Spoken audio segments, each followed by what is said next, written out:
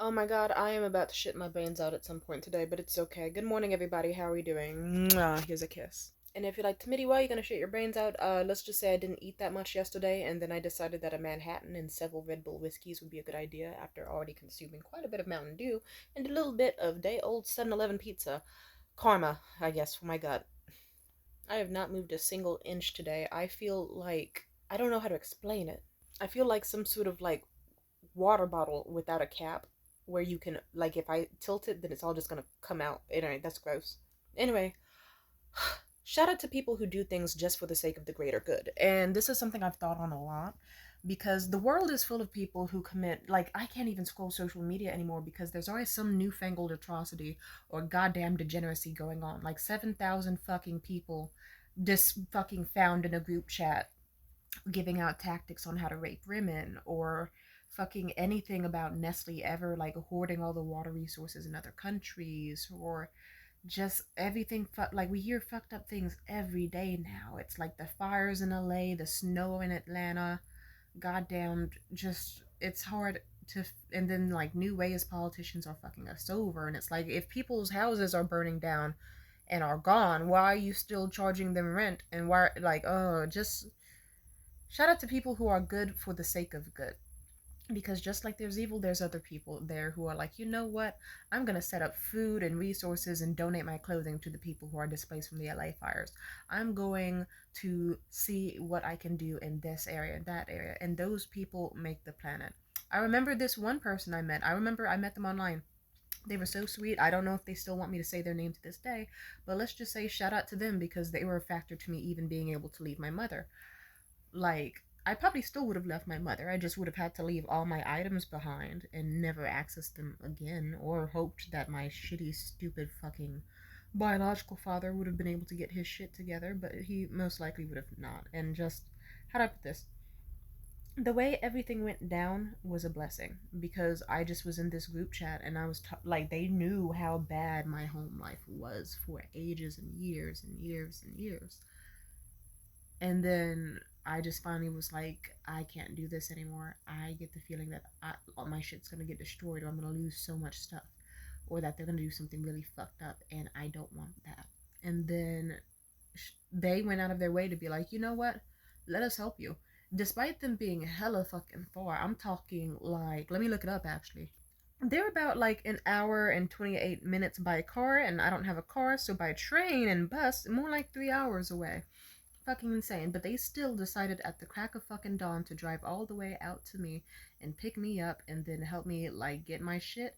And even in the face of danger, they helped me like get my shit. They helped me get into my hotel room. They got food with me. Like it was really, really wonderful.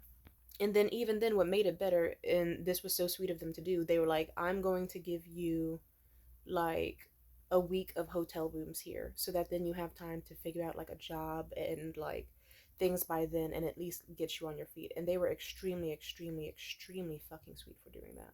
And because they were so kind, and because a bunch of other people who saw me online and knew me for years, even some people that didn't know me, they were just like, fuck it, I'll donate to your GoFundMe. I'll send you the money. I'll make sure you're okay. That helped me. Otherwise, how do I put this? I could have just been some bitch who killed herself when she was fucking 20 years old in some shitty rundown hotel, motel, Holiday Inn bullshit knockoff and like surrounded by goddamn roaches and sticky floors and ghetto bitches fighting in the next room. But people were like, nah, she doesn't deserve that. She deserves to live. And I thank every single person who helped me. Amen. Also, I guess like even if it's for bad intentions, it is still good to do good because like sometimes people are like, "Oh, well, if you do something good with bad intention, like, not the most pure spirit ever, is it still a good action?" I'll put it to you this way. It's much better than someone who doesn't do a good action at all. Like I've had people like I sometimes I have looked ridiculously fucking busted. I remember once I got off of work and I was like, I haven't showered in like 2 fucking days because of just so much exhaustion and my fucked up sleep schedule and depression and processing my trauma. And I also had like, it's like I was drinking and my eyes were swollen and my hair was fucked up and my clothes were sweaty and also just fucking messy looking. It was a hot mess. And then you know what really made my day is that some sweet old man on the bus was staring at me. And it didn't seem to be with any sort of hatred at all, just pure love in his eyes. Like, like just kind of glassy, like nothing behind the eyes, just pure love. It was kind of beautiful. And then I remember as I was about to get off, he said, "You are the most gorgeous woman ever. You are like a goddess to me." I was like, "Thank you. You don't know how much I needed that." And I was like, and of course I thought to myself, what interesting riz. And also, I don't think, like, it's like I was wearing a face mask, I'm pretty sure. And also my hat and my hood. It's like he couldn't really see my body or my face or my hair or anything. He probably just said that to make me feel good. But you know what? It fucking worked. And actually, I remember at some point, years ago, I got invited to this penthouse party by these like rich kids and stuff. And I remember I thought to myself, "Oh hell yeah!" And I took like the guy I was seeing at the time. I was like, "Hey Liam, I just got invited to this awesome ass penthouse party. You want to come along?" He was like, "Hell yeah!" And we had a blast. Like we got amazing photos and videos. We were drunk as fuck. And crossed off of the edibles. The few times I was able to actually do edibles safely. Amen. And we had an exquisite time.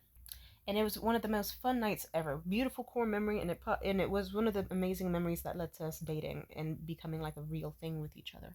Later on, I remember actually at the end of the party, I remember the party got shut down, and they were told a million times that the party would have to shut down by like 9, at best 9:30. And then guess what? A bunch of the rich people complained and got immediately hostile my direction. And then we're trying to be like, "Oh, well, we only let you stay here because we thought that inviting you, since you're the concierge and all, we thought that would mean they wouldn't shut down the party early. But okay then." And then they barred us from the after party and shit. Fuck those bitches. And it's like, don't worry, I did talk to the people who actually invite. It's a long story about the penthouse. It's kind of a funny one.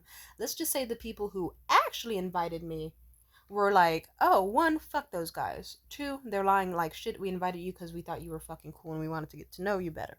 And we are so glad you had a great time, and I'm sorry those dudes tried to ruin it." And that was very sweet.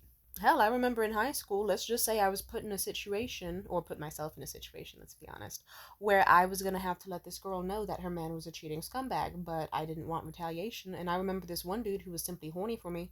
He just was like, "I'll do it. Send me the screenshots and I'll fucking send it to Janet."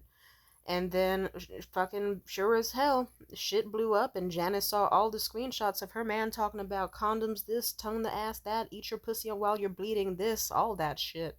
And it's like, yeah, that's the guy who got you a promise ring. But at least I tried, okay? I tried.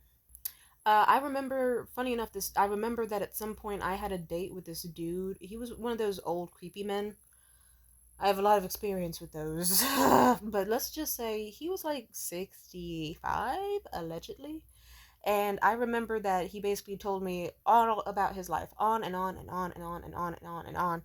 And, the dinner was good, but we never, like, let's just say shit hit the fan hard.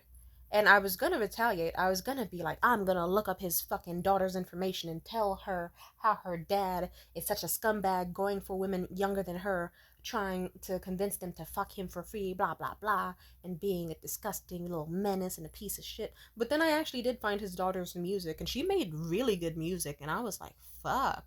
And I was also going through a really complex like heartbreak at the time, so I really was just like listening to the song over and over and over.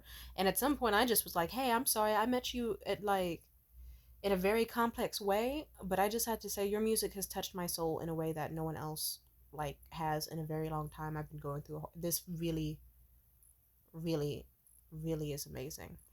And she was like, "Oh my fucking god, thank you. No one's said anything like this about my music before. You have motivated me to keep going, and that makes me happy." Of course, later on, I think ages past, I had a bit of an episode, and I did tell her, and she blocked me. But it's like, okay, two birds, one stone. Something for her, something for me. You could do things with bad intention, but you could also do things just for the sake of doing good. People know that about me. I've had people where it's like, yeah, with this one guy, Alex, yeah, the creepy dude.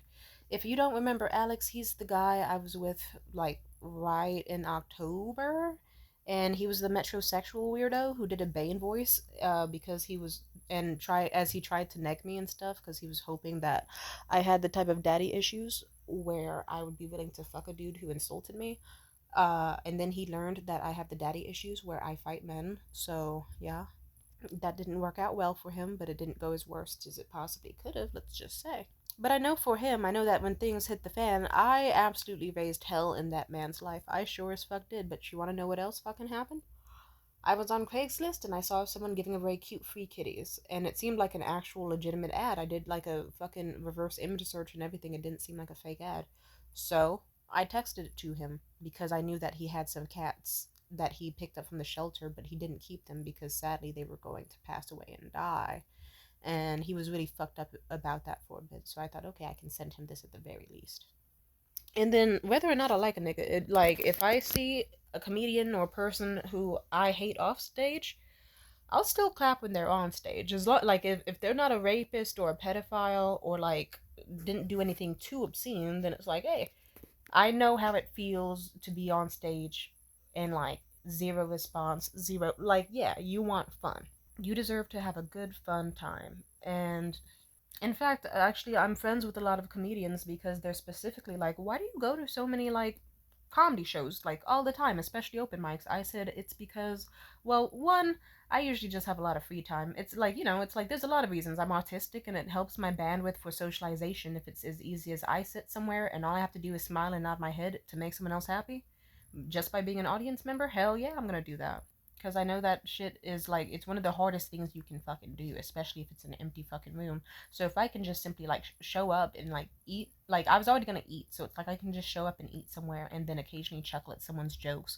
And even if they're not good, I can still smile and nod to let them know that they're still being heard, listened to, and respected.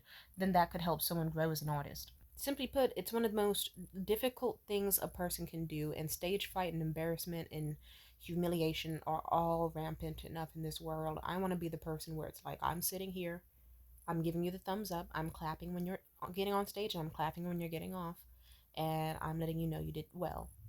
And then, yeah, and then I guess a lot of comics like that. They're like, oh, that's cool, that's a sweet reason to do so. Very wholesome. And then because of that, I get to get taken to a bunch of shows and shit, like whenever I want, because they know I'll show up just to support. So I got a bit distracted 1 second.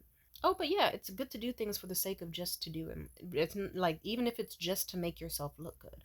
It's like if you want to be like, look, I made a charity because I wanted a building that has a plaque with my name on it. That's a little selfish, but you know what? It's still a fucking charity, okay? But doing good for the sake of just like doing good is also important. Like I remember, like I don't know if I already said this in this video, but yeah, some chick asked me for directions to Bart, and then I simply gave them to her. I was like, I can even walk you to that station. She was like, shit, really? Wow. And she was so astonished in it. She was like, why would you do something like that? Like that was so nice of you. I said, oh well, I had nothing else to do anyway. She was like, yeah, but not many people would do that. And I thought to myself, why wouldn't they?